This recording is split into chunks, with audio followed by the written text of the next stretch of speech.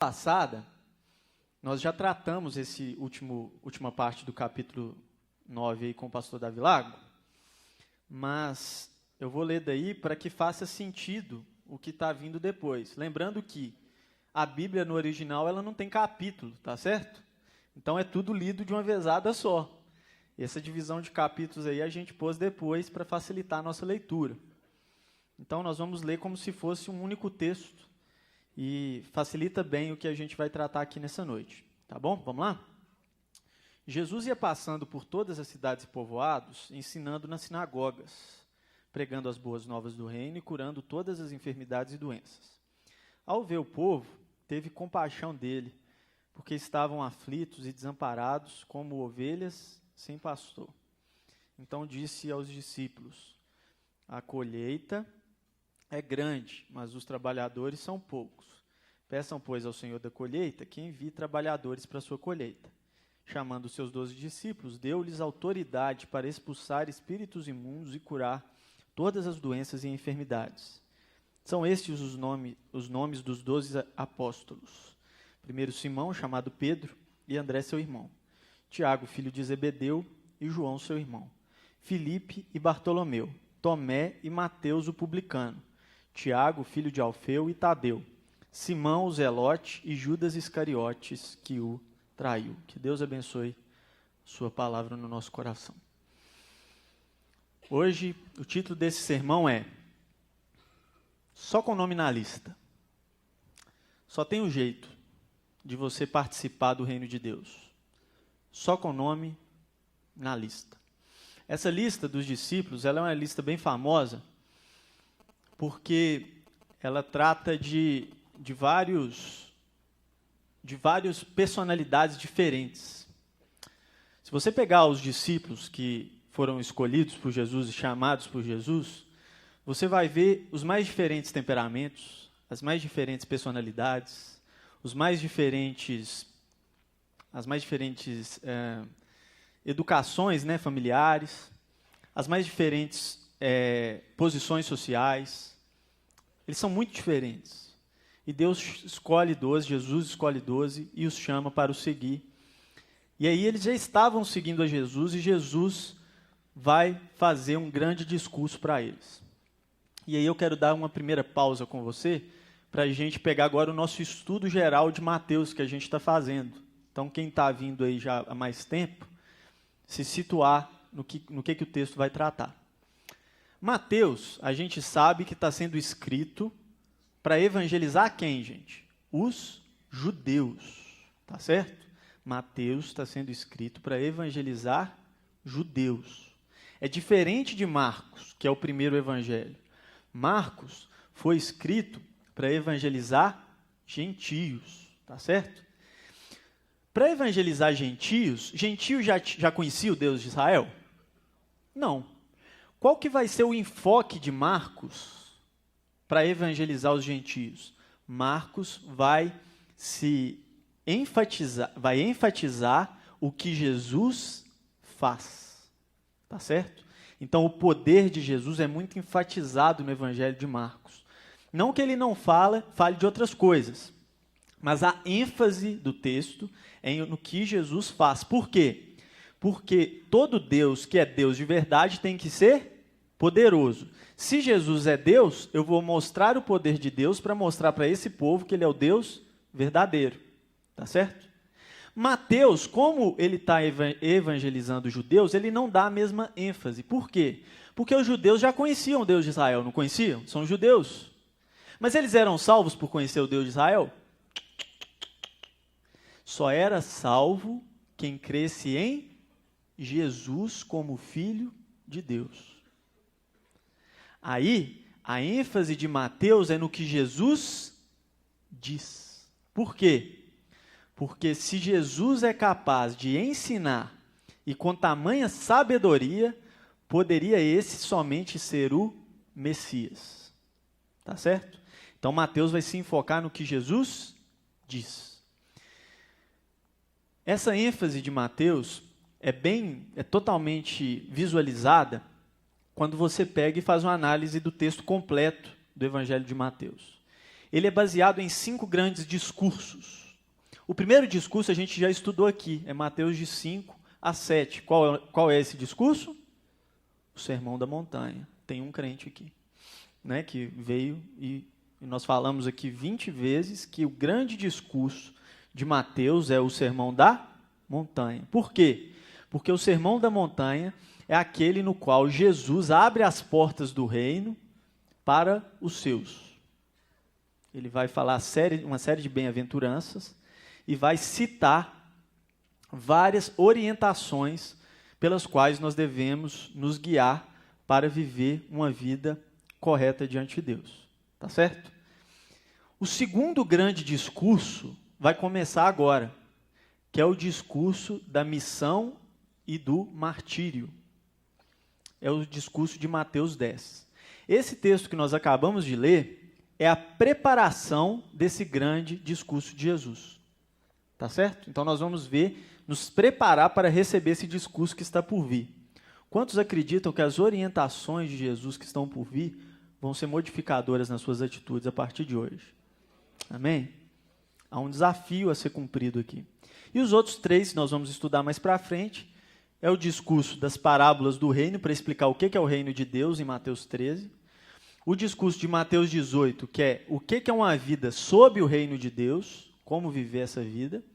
E o grande discurso do Monte das Oliveiras, no 24 e 25, que é um discurso escatológico de Jesus. E nós vamos estudar mais para frente.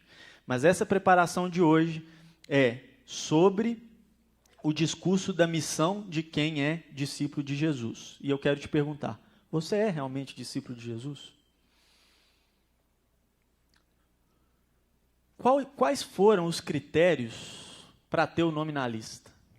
Quando você vai numa balada, e não vem me falar que você nunca foi, que eu sei que você já foi, seja ela das mais cristãs ou não, mas alguém, pelo menos numa balada gospel, já foi aqui, não é verdade? Quando você vai numa balada, costuma-se a ter uma listinha, é ou não é? Que é para a área VIP. Nossa, tá bombando, né? E aí na listinha tem lá uma série de nomes que, se você quiser passar, você só pode passar se for com o nome na lista. Mas existe área VIP no reino de Deus? Nós bem sabemos que não, porque ele não faz acepção de pessoas. O reino é todo para um povo só. Não existe área VIP nem área para, né, chegar lá, vai ficar todo mundo no mesmo lugar ali, perto de Jesus, se Deus quiser, né, glorificando a Deus. Mas, quando nós entramos no reino, só dá para entrar nesse reino, que é todo mundo um só, com o nome numa lista. Que lista é essa? A lista dos discípulos. A lista daqueles que são discípulos de Jesus. Ele só aceita esses. Nada menos que isso. Por quê? Só quem é discípulo de Jesus atendeu a requisitos que a salvação alcançou, ou praticou as obras que comprovam a salvação. Você não é salvo por obras, tá certo? Você é salvo pela fé e pela graça de Jesus. Você é salvo pela graça mediante a fé. Efésios 2:8, não é isso? Mas, se você é salvo verdadeiramente, isso implica que as suas obras se modificam. É ou não é verdade? É verdade. Por quê? Porque, sendo você um discípulo de Jesus, você começa a imitar Jesus. Discípulo é aquele que imita o seu mestre. Tá certo? E isso vai ter que estar muito bem entendido no seu coração para que nós sigamos e entendamos bem o texto. Porque senão fica parecendo que nós somos salvos pelas obras. Isso não é verdade. Só a graça pode te salvar.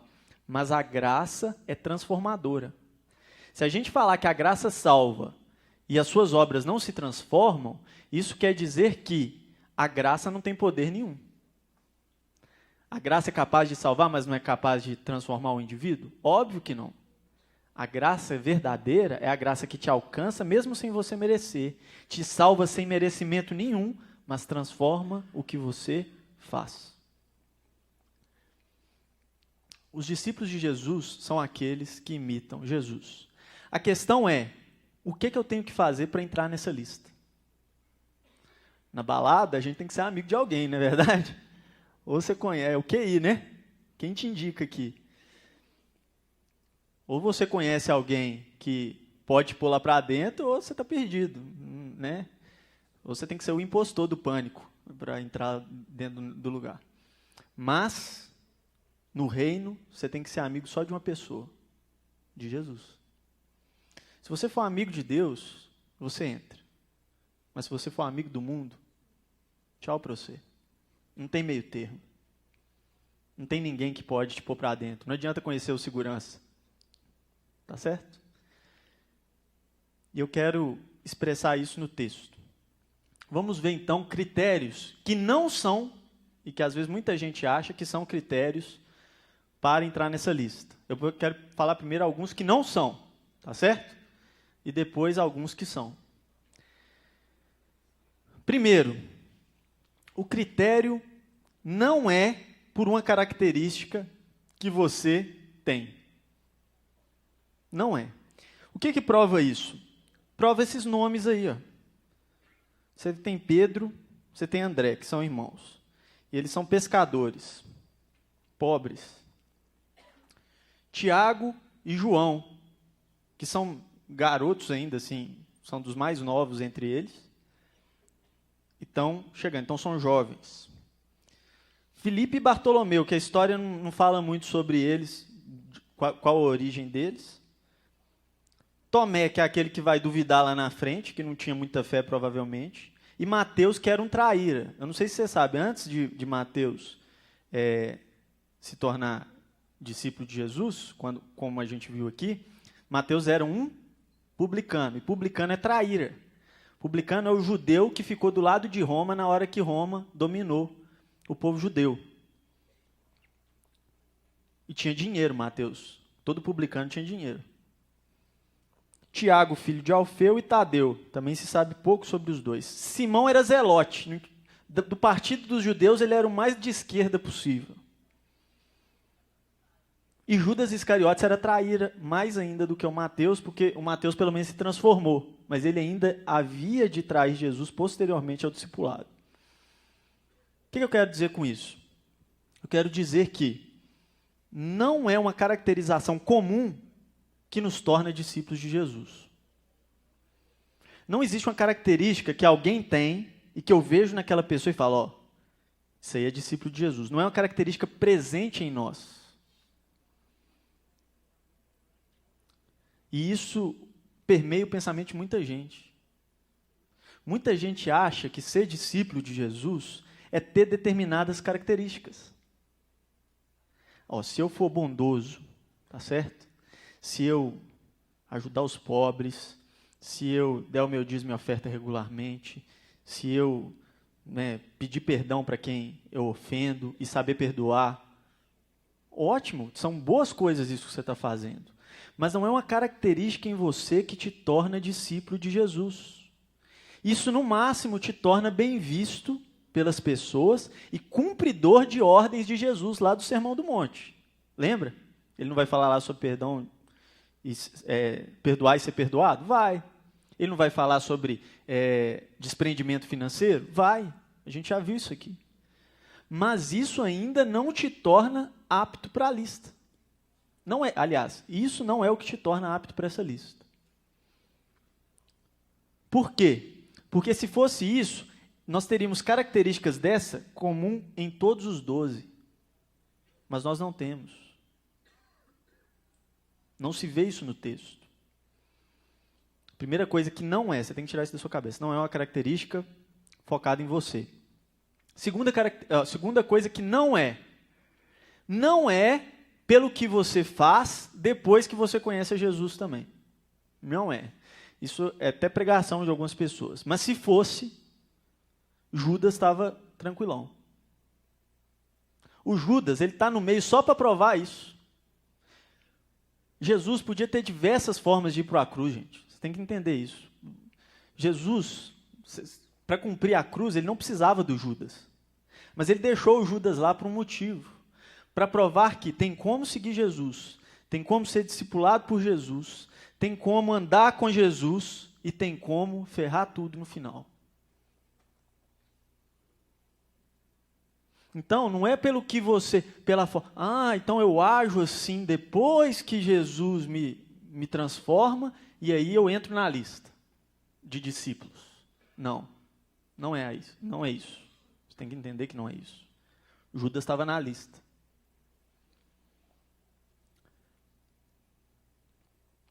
Uma outra coisa que você tem que entender que não é, e a última sobre o que não é. Você não entra na lista pela sua própria autoridade. Você não tem autoridade sobre você para falar, eu me ponho na lista. Isso é a mais dura de aceitar, não é? Se tem uma coisa difícil para o ser humano, é ele perder o controle de si mesmo. Quando você não se controla mais, você fica à deriva, totalmente. Você fala assim, não, agora eu não sei o que eu faço, é ou não é? Se sua vida financeira perde o controle, não está no seu controle, o que você faz? Desespero, na hora. Se seu casamento, para quem é casado, né, tá sofrendo alguma tempestade, e aí, vamos supor que seja um homem, e aí a esposa decide largá-lo. Não está sob o controle dele. O que ele faz? Ele quer porque quer controlar, mas não consegue. E aquilo deixa ele o quê? Desesperado. Tudo que não está no nosso controle, sobre nós, nos torna desesperados. Não é verdade? Mas ser discípulo é algo que não está no seu controle. Olha o verso 1 do capítulo 10. Deu-lhes autoridade. A autoridade para ser tem que vir dos céus. Nós vamos ver isso nos quesitos que são. Mas eu quero falar do que não é primeiro para tirar isso da sua cabeça.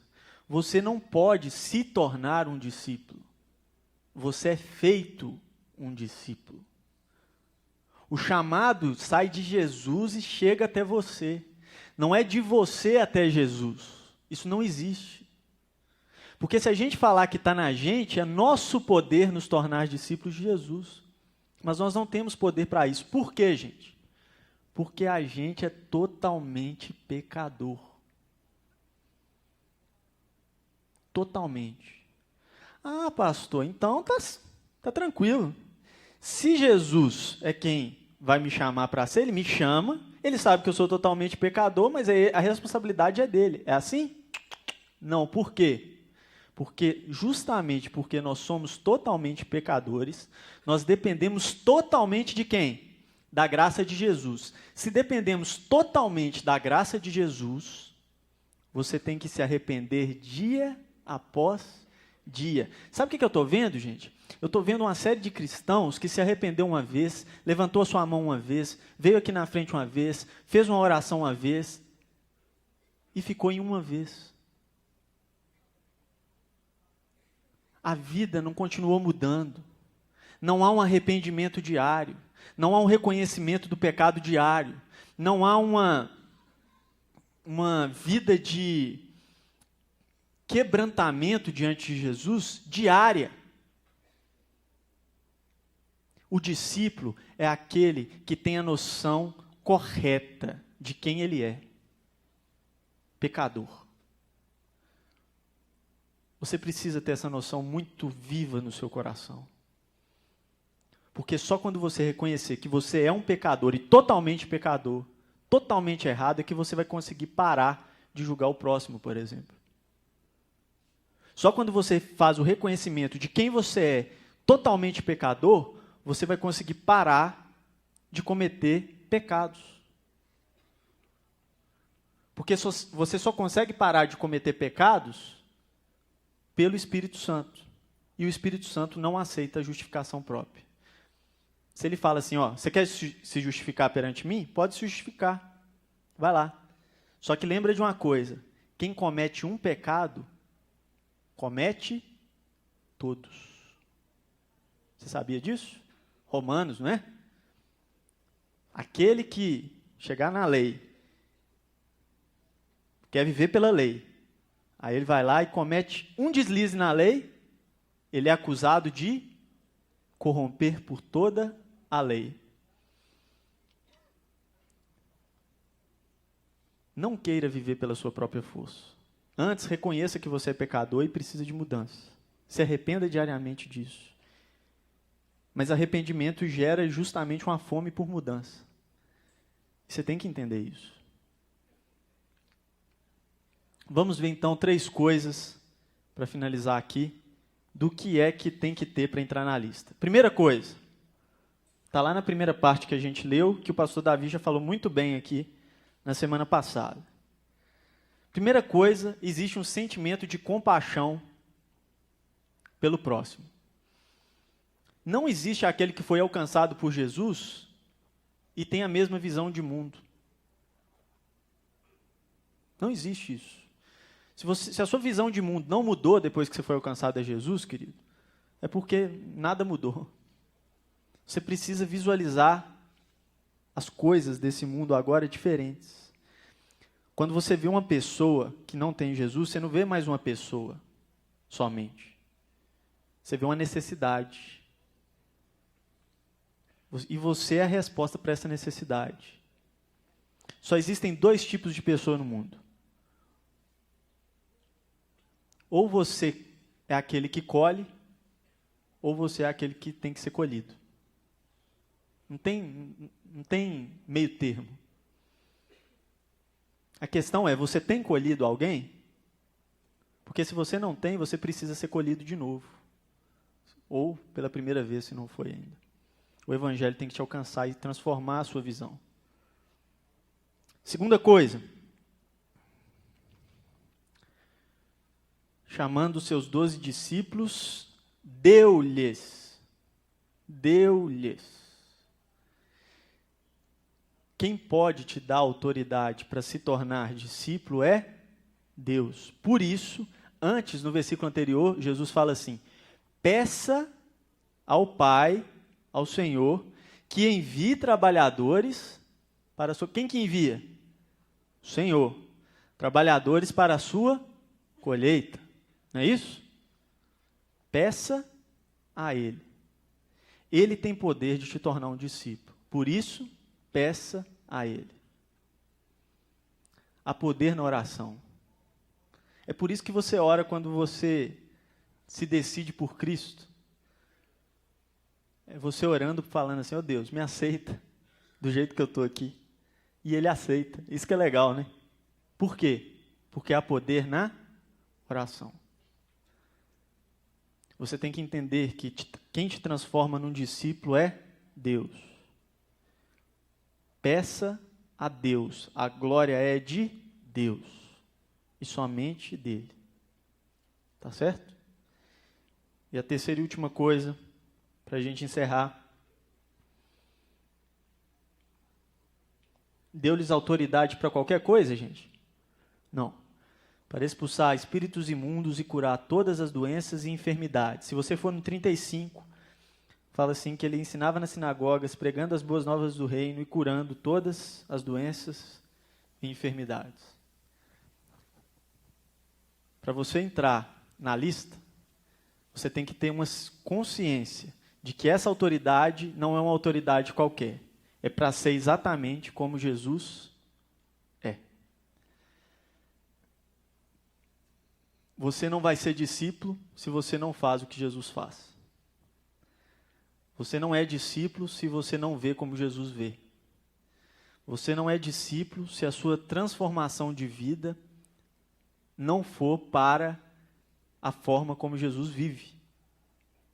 É necessário que vivamos como Ele vive, enxerguemos como Ele enxerga, andemos como Ele andou aqui na terra.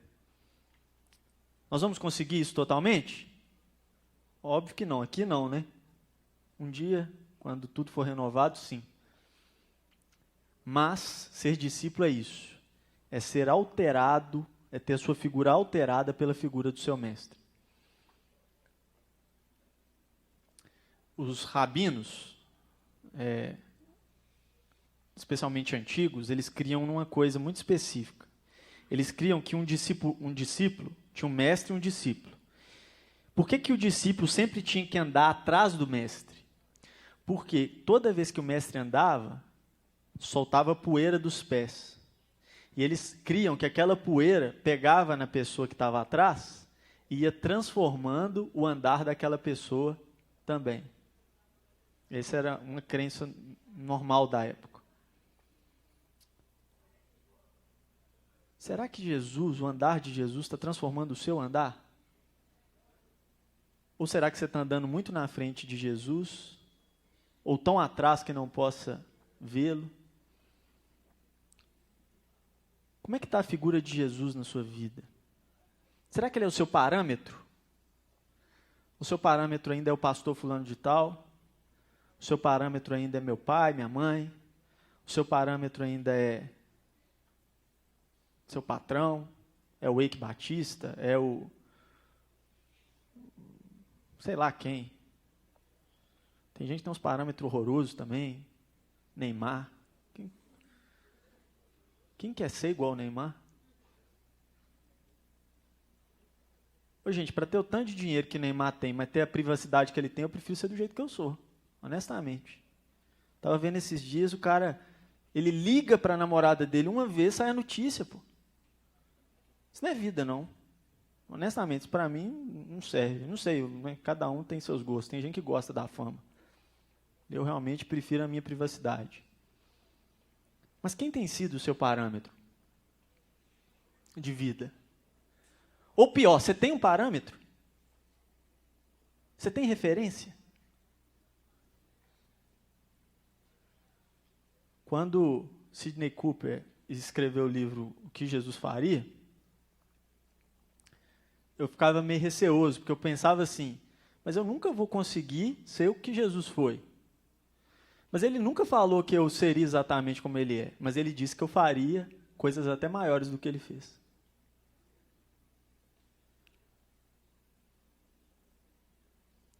O que você tem feito tem se parecido com Jesus e mais, tem revelado Jesus para alguém, para alguma pessoa? Porque caso contrário, desculpa te falar na cara dura assim, mas você não é discípulo. Você precisa ser discípulo.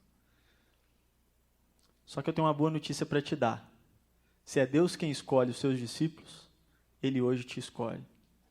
Ele hoje te chama. E Ele me trouxe aqui para te falar que Ele quer te ter perto dEle, atrás dEle, mas perto dEle, sendo transformado pela poeira que sai dos pés dEle, em um discípulo exatamente igual a Ele. Você é feito para ser imagem e semelhança do seu Deus. E ser imagem e semelhança do seu Deus implica em ser uma figura que transforma esse mundo, que transforma essa cidade, que transforma a sua família, que cura pessoas, que liberta pessoas, que salva pessoas, não pelo seu poder, mas pelo poder que só pode ser encontrado no próprio Jesus. Ou você entende isso, ou você ainda não é um discípulo. Você pode vir na igreja todo dia, você pode cantar todo dia, você pode pôr Cassiane no som e ficar gritando. Mas isso não te transforma num discípulo. O que te transforma no discípulo é o que você vive e que Jesus vive igual. Enquanto você não fizer isso, você é só mais uma figura numa igreja. Enquanto você fizer isso, você é só mais uma pessoa perdida. Enquanto você fizer isso, você é só campo que precisa ser colhido e transformado pelo Evangelho, como todos os outros. Fique de pé no seu lugar, eu quero orar com você. Feche os seus olhos.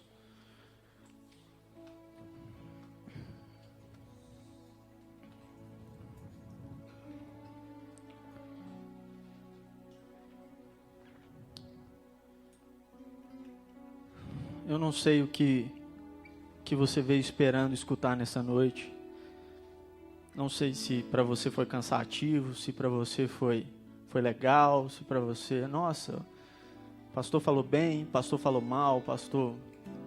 Nem sei se você ouviu o que o pastor falou. Mas eu sei de uma coisa. Dá para você entrar nessa lista hoje. E eu não estou falando aqui só de fazer uma oração pela primeira vez. Eu estou falando de fazer um compromisso pela primeira vez. Talvez você já até orou o que a gente vai orar aqui agora. Você até já se entregou em Jesus, já até ganhou um livrinho que a gente vai dar. você nunca firmou um compromisso de verdade, de mudar as suas atitudes e querer ser como Jesus é. Ou é isso ou é nada. Não tem meio termo com Jesus. Por isso, eu quero convidar a todos que façam uma oração de compromisso de ser discípulo de Jesus. E se você está fazendo esse compromisso pela primeira vez, depois da oração, eu quero te dar um abraço. Repita essa oração comigo. Senhor Jesus, eu faço aqui um compromisso com o Senhor. Eu faço um compromisso de mudar as minhas atitudes. Eu faço um compromisso de ouvir o chamado do Senhor. Eu faço um compromisso de seguir ao Senhor. Porque eu quero ser enviado pelo Senhor. Deus, eu sei que nas próximas terças eu vou ouvir orientações sobre o que é ser um discípulo. Mas não importa o que é ser um discípulo, se eu não quiser me tornar um primeiro. Por isso eu faço um compromisso com o Senhor. Eu quero, mas porque o Senhor me quer primeiro. No nome de Jesus. Se você está fazendo esse compromisso pela primeira vez, fez essa oração pela primeira vez, e quer fazer isso diante de tantas pessoas, eu sei que é difícil, mas a palavra diz que aquele que reconhecer a Jesus na frente dos homens, ele vai te reconhecer diante de Deus. Por isso eu quero te convidar, se existe alguém que fez essa oração pela primeira vez, erga sua mão bem alto, eu quero te conhecer, te dar um abraço. Tem alguém? Tem uma pessoa ali, outra ali, outra ali. Mais alguém? Fez essa oração, tem ali. Tem várias mãos levantadas. Eu quero pedir para vocês que levantaram as mãos, que venham aqui à frente para eu te abraçar, fazer mais uma oração com vocês. Sai correndo, vem cá. Nas mãos do oleiro. Louve a Deus. Quebra minha vida. Pode vir quem levantou as mãos. Teve algumas pessoas que levantaram. As pessoas que vieram aqui, a gente vai te dar um livrinho. Eu Oi, tudo bem? A gente vai te dar esse livrinho aqui. Sou de Jesus e agora. O pastor Jorge escreveu para te dar as primeiras orientações do que é ser um discípulo. Gostaria que vocês lessem, tá? E nós nos deixamos à disposição de vocês, para o que vocês precisarem. Vocês reconheceram Jesus perante os homens, e Ele vai reconhecer vocês perante Deus, tá bom? Vamos orar por eles? E já encerrando a terça cult, na semana que vem, nós então entramos nas orientações para os discípulos de Jesus, amém? Amém. Erga sua mão. Tá, o Tiago está fazendo uma importante lembrança aqui. Talvez você está afastado dos caminhos de Jesus. Você já até fez a sua primeira oração, mas você quer firmar de novo esse compromisso aqui. Você se desviou do caminho, mas o caminho te aceita de volta, porque o caminho é o próprio Jesus. Ele disse, eu sou o caminho. E se o caminho te aceita, vem caminhar de novo com Ele, vem. Sai do seu lugar aí, você que quer se reconciliar com Jesus. Alguém que se desviou do caminho e quer fazer essa reconciliação hoje? Sai do seu lugar e vem correndo aqui. Ninguém? Ok, então vamos orar por essas pessoas que vieram aqui e encerrar. Senhor Deus, tem 3 vidas preciosas para o Senhor aqui na frente hoje, Deus. Vidas que hoje foram tocadas pela Tua Palavra, porque o Senhor as escolheu primeiro e o Senhor as amou primeiro. Ó Deus, que elas possam ser transformadas por esse Evangelho, entendendo, Pai, que a vitória maior delas não vai ser alcançada talvez aqui nessa terra, mas no dia que nós estivermos juntos numa terra totalmente renovada pelo Senhor. Deus, mas que elas entendam a necessidade de se tornarem discípulos de Jesus para a transformação de tudo que estão ao redor delas. E que esse compromisso para elas seja o compromisso mais valioso de todos.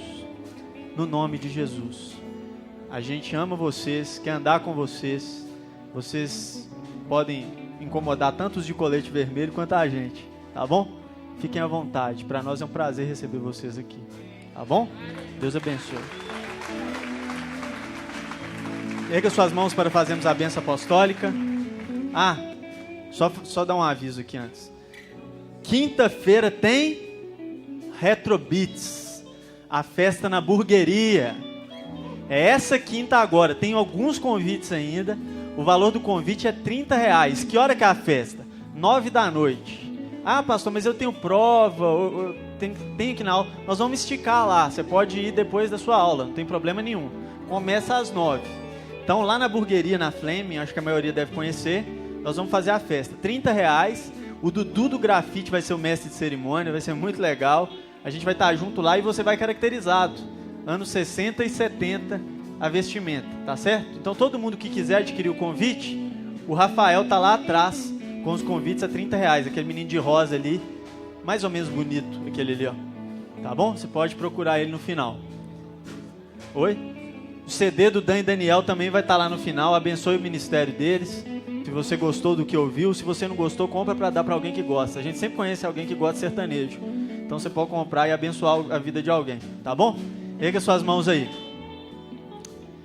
E que o amor de Deus, o nosso Pai, a graça salvadora de Jesus Cristo e as doces consolações do Espírito Santo de Deus repousem sobre toda a igreja do Senhor aqui reunida e em toda a face da terra, hoje e para sempre. Amém.